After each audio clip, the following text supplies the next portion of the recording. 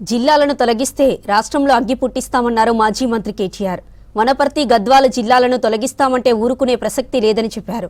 పాలమూరు పథకంలో 30,000 కోట్లు ఖర్చు చేసి 90% పనులు పూర్తి చేశామన్నారు కేటీఆర్. మిగిలిన 10% పనులు పూర్తి చేయడానికి కాంగ్రెస్ సర్కార్కి చేత కావట్లేదన్నారు. పాలమూరు మైగ్రేషన్ కాదు, ఇరిగేషన్ జిల్లాగా మార్చిందే కేసీఆర్ అని గుర్తు చేశారు కేటీఆర్. రేపు మున్సిపల్ ఎన్నికల్లో కూడా మీకు కనబడుతుంది, తప్పకుండా కనబడుతుంది. ఎందుకంటే ప్రజలు అసంతృప్తిగా ఉన్నారు. మీరు నిన్నగాక మొన్న మరి చూసినారో లేదో, అసెంబ్లీ మంత్రి గారు చెప్తున్నారు, ఒక ఆయన రెవెన్యూ మంత్రి గారు, కేసీఆర్ గారేమో కొత్త రెవెన్యూ డివిజన్లు చేసినాడు, కొత్త జిల్లాలు చేసినాడు. ఉమ్మడి మహబూబ్ నగర్ జిల్లాని 5 జిల్లాలు చేసిండు కేసీఆర్ గారు. నాగర్ కర్నూలు జిల్లా, వనపర్తి జిల్లా, గద్వాల జిల్లా, నారాయణపేట జిల్లా చేసినాడు. మీరందరూ నారాయణపేట వాళ్ళు, గద్వాలోళ్ళు, కొల్లాపూర్ వాళ్ళు, అచ్చంపేటోళ్ళు మీరు మహబూబ్ నగర్ దాకా వచ్చేది ఎందుకు? మీ దగ్గరికే కలెక్టర్ను, ఎస్పీని తీసుకొస్తా, జిల్లా అధికారులను మీ దగ్గర కూర్చోబెడతా, ఇంత దూరం మీరు వచ్చేది ఏందని చెప్పి ఎక్కడికక్కడ జిల్లాలు ఏర్పాటు చేసినాడు. కలెక్టర్లను మీ గడప ముంగట కూర్చోబెట్టినాడు. కొత్త రెవెన్యూ డివిజన్లు ఏర్పాటు చేసినారు, కొత్త మండలాలు ఏర్పాటు చేసినారు.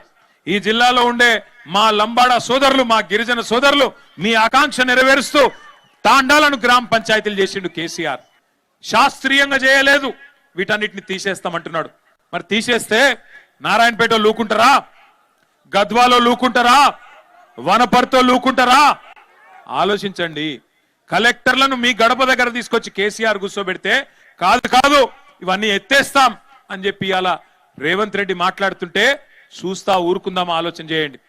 కేసీఆర్ గారి నాయకత్వంలో ఈ జిల్లాని సస్యశ్యామలం చేయాలని చెప్పి పాలమూరు రంగారెడ్డి ఎత్తిపోతల పథకాన్ని కేసీఆర్ గారు బ్రహ్మాండంగా కృష్ణా జలాల్లో మన జిల్లాకు, రంగారెడ్డి జిల్లాకు, కొంత భాగం నల్గొండ జిల్లాకు నీళ్లు ఇవ్వాలన్న ఉద్దేశంతో 14 లక్షల ఎకరాలకు నీళ్లు ఇవ్వాలని చెప్పి బ్రహ్మాండమైన పథకం పాలమూరు రంగారెడ్డి ఎత్తిపోతల పథకం.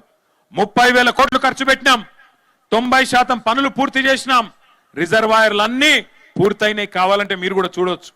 ఏనుగెళ్ళింది తోక చిక్కింది అన్నట్టు 90% పని పూర్తయి ఒక కాలువలు మాత్రమే పూర్తి చేసేది ఉన్నది. కేసీఆర్ గారు పంపులు కూడా పెట్టిండు. ఆ పంపులు కూడా, ఒక పంపు నార్లాపూర్లో స్వయంగా కేసీఆర్ గారే ముఖ్యమంత్రిగా 2023 సంవత్సరంలో వచ్చి ప్రారంభించిండు. నీళ్లను కూడా పాలమూరుకు చూపెట్టిండు. అందుకే దండం పెట్టి చెప్తున్నా, మున్సిపల్ ఎన్నికల నుంచే మన జైత్రయాత్ర మొదలు కావాలి. భవిష్యత్తులో ఆ జైత్రయాత్ర అట్లే కొనసాగాలి. ఈ రోజు పాలమూరులో కనబడ్డ జోషు, మహబూబ్ నగర్ లో కనబడ్డ జోషు మొత్తం 14 నియోజకవర్గాలకు పాకాల. తప్పకుండా గులాబీ జెండా ఎగరాలని కోరుతూ